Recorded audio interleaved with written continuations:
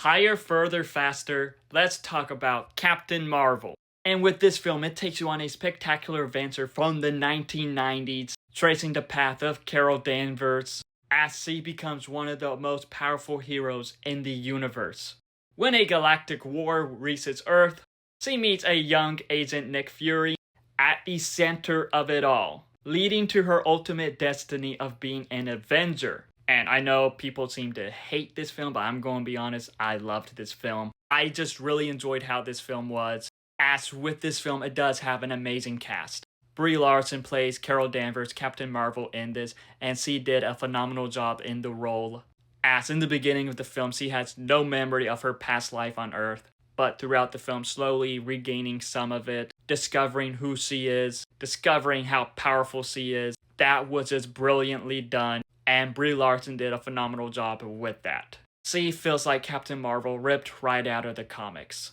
But alongside her, we do get Samuel L. Jackson as Nick Fury. And Sam Jackson as Nick Fury was great once again. It was cool to see how he had a big role in this. As him and Brie's chemistry is amazing. Their dynamics is fun to watch. But also with this film, we do get Ben Mendelsohn as Talos, Jaimin Hansu and Lee Pace coming back as their Guardians of the Galaxy characters, Korath and Ronan, Lashana Lynch as Maria Rambeau, Carol Danvers' best friend, Annette Bening, Jude Law, Gemma Chan, and we also do get Clark Gregg as Agent Coulson. So a young Agent Coulson alongside a young Nick Fury. That was awesome to watch. I will admit, I do wish that it included more Agents of S.H.I.E.L.D., like a young Melinda May.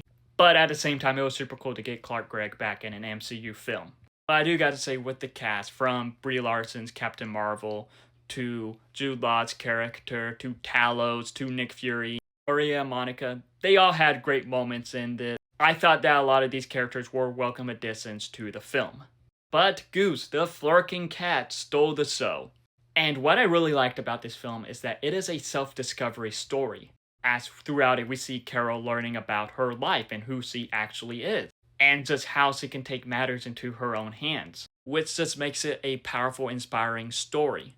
And also, I love all the nods to the 90s. I loved how we got to see Blockbuster, and just the grunge music. The grunge music in this rocked, one of my favorite music eras. And these special effects in this looked really good, as we do see Sam Jackson and Clark Gregg be de-aged. The CGI on them to make them look younger looked really good. And just how powerful she is, showing her powers and all that looked pretty cool, pretty epic.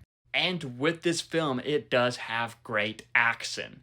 But at the same time, I will say that with the first act of this film, it is a bit slow. But after it just kicks it into high gear. But at the same time, I do wish it was a bit longer, as it could have done more with the characters. Because it does feel like that there were some parts with the characters, like with Ronan, that was cut out of the film. I do think that it could have dived a little bit more into some backstories, like into Carol's backstory. And at the same time, dive more into the Kree-Skrull war that is going on. But besides that, I found this film a lot of fun. I really enjoyed it. I loved how it introduced this brand new character to the MCU, showing how she practically been around the entire time. I thought it did brilliant with that. Overall, Captain Marvel is a great addition to the MCU. It was a great addition to Phase 3, as she is such a badass, powerful, inspiring character. But have you seen Captain Marvel? If so, what are your thoughts on it? Let me know in the comments below and follow me for more.